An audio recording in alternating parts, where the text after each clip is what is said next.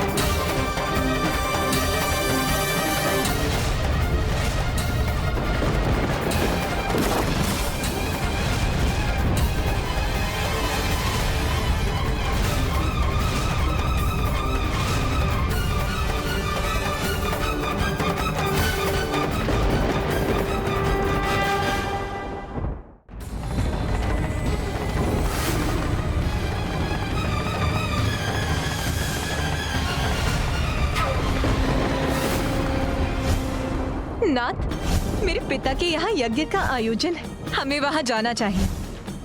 नहीं सती, बिना निमंत्रण कहीं भी जाना अहित को आमंत्रण देना है। जिसे सदैव भूत प्रेत पिशाचों से घिरे रहना प्रिय हो, वो मंगलकारी कैसे हो सकता है? अरे वो तो अमंगलकारी है। अरे उसे इस महायज्ञ में तो क्या, मैं किसी यज्ञ में आमंत्रित नहीं करूंगा। हे योगाग्नि, प्रकट हुई और अपने में समा के भस्म कर दीजिए मुझे। सती!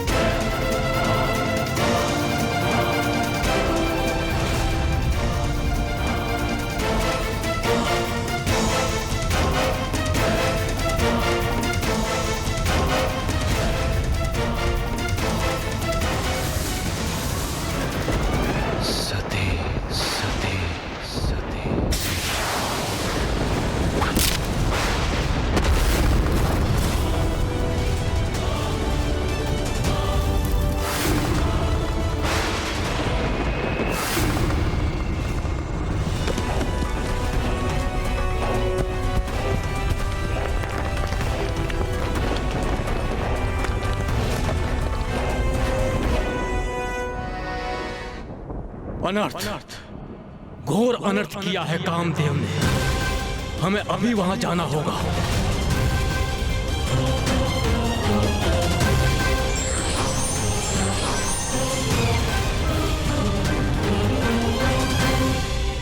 स्वामी, मुझे ऐसा प्रतीत हो रहा है कि सर्वनाश होने वाला है।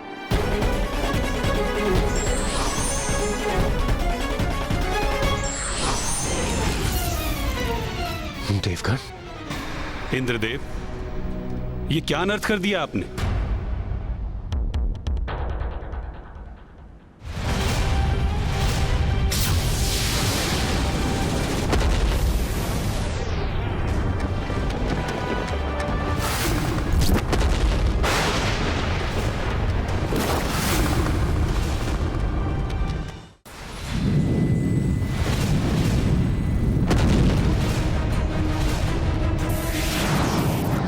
क्षमा करें महादेव, मैं विवश था।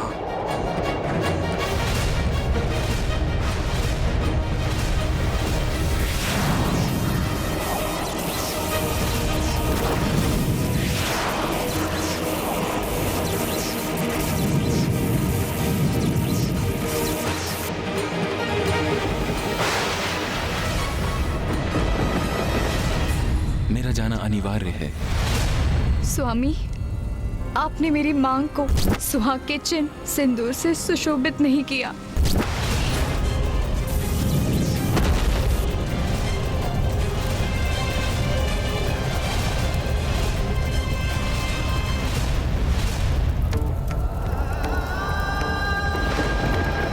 महादेव की क्रोधाग्नि ने कामदेव को भस्म कर दिया।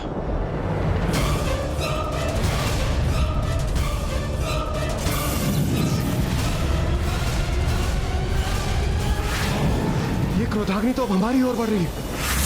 बचिए देवगणों।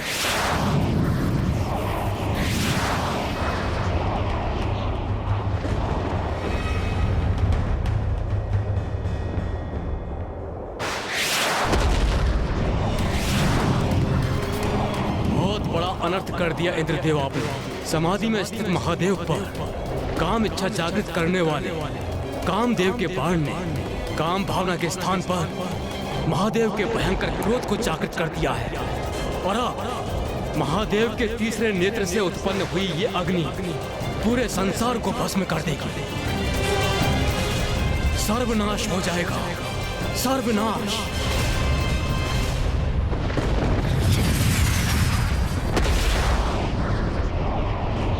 ये कैसा अनर्थ हो गया है? अब कोई भी शेष नहीं रहेगा क्या? महादेव की क्रोधाग्नि से हमारी रक्षा कैसे होगी?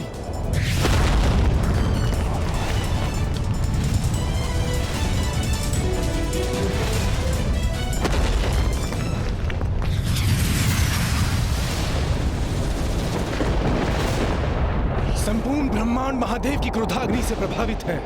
ऐसा प्रतीत पड़ता है जैसे सर्वत्र विनाशकारी अग्नि प्रज्वलित है।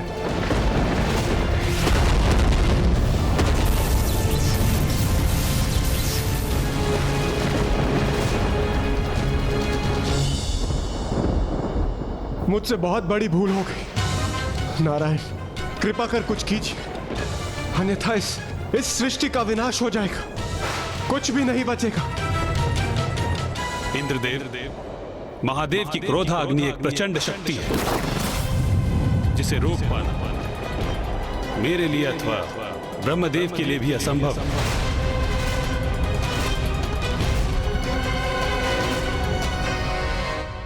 स्वयं ब्रह्मदेव और नारायण महादेव की क्रोधाग्नि को रोकने में अक्षम थे। हाँ महाराज, क्योंकि देवादिदेव महादेव तो संसार की समस्त ऊर्जा के स्रोत है। सृष्टि में जिसका भी अस्तित्व है सभी को उन्हीं से ऊर्जा प्राप्त होती है।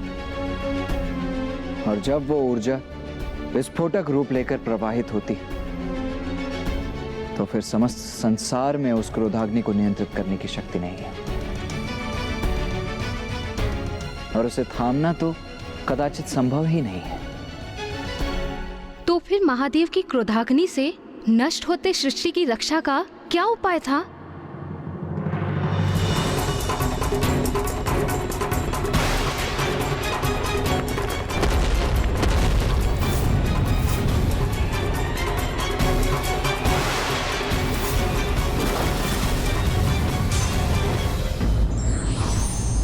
हमें किसी प्रकार का कदम उठाने के पूर्व उसके परिणाम का भी आकलन अवश्य करना चाहिए, अन्यथा दंड का भागी बन सकते हैं।